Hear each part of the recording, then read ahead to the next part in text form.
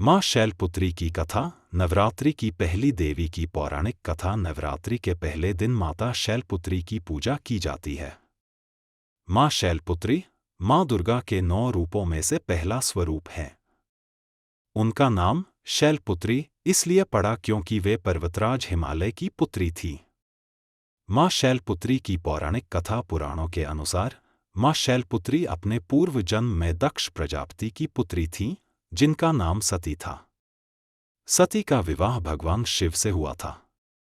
एक बार राजा दक्ष ने एक विशाल यज्ञ का आयोजन किया, जिसमें सभी देवताओं को आमंत्रित किया गया, लेकिन भगवान शिव को नहीं बुलाया गया। जब सती को इस यज्ञ के बारे में पता चला, तो उन्होंने अपने पति भगवान शिव से वहां जाने की अनुमति मांगी। भगवान शिव ने उन्हें समझाया कि बिना निमंत्रण वहां जाना उचित नहीं होगा, लेकिन सती अपने पिता के यज्ञ में जाने के लिए अडिग रहीं और वे वहां पहुंच गईं।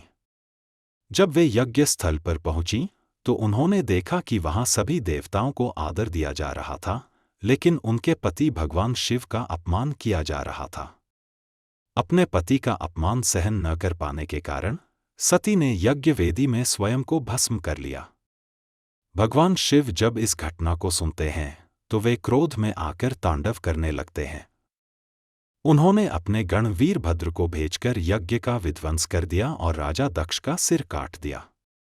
इसके बाद सती ने अगले जन्म में पर्वतराज हिमालय के घर में जन्म लिया और वे शैलपुत्री कहलाईं। इस जन्म में भी उनका विवाह भगवान शिव से ही हुआ। माँ शैलपुत्री का स्वरूप। माँ शैलपुत्री का वाहन वृषभ बैल है और उनके एक हाथ में त्रिशूल तथा दूसरे हाथ में कमल होता है। वे सौम्य, शांत और करुणामयी स्वरूप वाली देवी मानी जाती हैं।